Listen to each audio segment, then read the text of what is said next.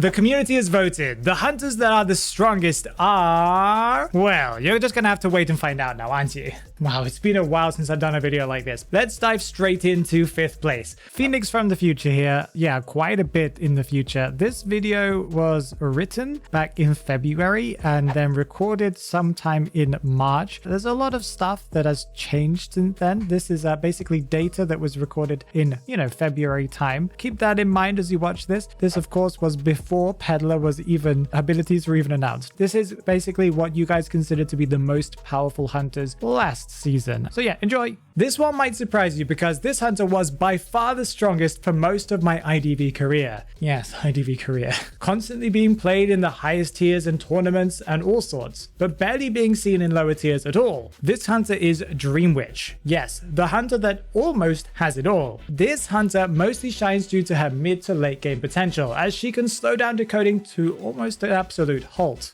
How does she do this? Well, with her ability to be almost anywhere at any time by switching between her main body and her different leeches around the map. She can also simultaneously chase someone with one of her leeches and stand next to a cipher machine, warding off any would-be decoders, from decoding those last couple of ciphers, meaning that survivors are mostly prevented from doing those last 1 to 2 cipher machines at the end of the match. I believe one of the reasons why she fell off so suddenly in people's eyes is due to the sheer number of new survivors with strong kiting abilities. Additionally, many adjustments to older characters have given them new kiting potential with new abilities. Decoding hasn't slowed down, and neither has the number of harassing survivors. Dream Witch just isn't keeping up with the current roster of survivors. Now, let's talk about 4th place, that is Goatman, the ultimate map control specialist, or at least that's what I would say he is. As a more casual player myself these days, I haven't really seen that many people play Goatman, and I'm quite disappointed by this fact. I do enjoy playing against characters that require skill to master and who have unique abilities, and I think Goatman is one of those hunters. Goatman's strengths lie in his ability to traverse the map with ease by placing multiple different cages strategically around the map, and then stepping through those walls, teleporting himself to the opposite side of that cage. He is also able to cut off potential escape routes for survivors by placing walls strategically in front of them to stop them going that direction. And he's even able to use his abilities to get to rocket chairs that are really important to him by placing cages just before he picks up someone with a balloon and then stepping through those walls, meaning that he can go from mid-map to basement in seconds. I think a big frustration point for many survivors is his camping ability that can slow down rescuers' approaches by putting walls in their way that they then have to painstakingly dismantle to go through. Before we move on to the top 3, I thought I'd reward those of you who have stuck through the video so far. Were you wondering which hunters were in 6th to 10th place? Well, in 10th place we have Nightwatch, the master of wind and chase. In 9th place we have Bloody Queen, a character that I have had a ton of fun playing recently. In 8th place we have Geisha, that is a fan favorite and performs incredibly well in almost all tiers. In 7th place we have Wax Artist, whose ability sparked a lot of funny comments on his release. And in 6th place we have Naiad, another fan favorite that NetEase claims has a huge pick rate but a relatively stable win to loss ratio.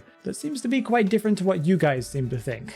Care to explain why these hunters are in the top 10? Well, tell me down in the comments below, or you could join my Discord server. The link is in the description below. With all of that out of the way, it's time to talk about the top 3. In 3rd place we have Opera Singer. Since her release, she's received a ton of small nerfs that have piled on top of each other, making her not as good as she used to be. Her general shadow movement speed has been slowed considerably, and they've also hindered her ability to teleport back to remnants of herself as often as she used to be able to. But her ability to quickly catch up to a survivor after getting a hit or a stun is, in my opinion, unmatched, and is understandably frustrating for a lot of survivors, as it feels like winning a mind game against her only leads to an extra 1 to 2 extra seconds before she's right there catching up to you again. And let me just say that she's incredibly frustrating to play at medium to high ping. In 2nd place, we have Hullabaloo, the most recently added hunter. Oh, except for the fact that they just announced Peddler, but that's for a different video. Again, I haven't really had that much experience playing against this hunter, but this hunter has a very unique chase ability, requiring multiple hits to deal damage to survivors. What makes him strong is something reminiscent of Opera Singer, his insane movement speed. This hunter just never ever stops. There is no attack recovery, and although in theory it could take him a bit longer to be able to build up the correct number of colored balls on you, in practice it feels like you're just dodging him and hoping for the best. As you watch your abilities get negated, your movement speed hindered, your vaulting speed hindered. Yeah, it's a lot. Both Opera Singer and Hullabaloo break one key mechanic in the game, and that is what I call recovery time. This is the time that survivors have to be able to run after receiving a hit, making some potential distance, and then reformulating a plan to deal with it. These hunters really just mess with the whole game flow.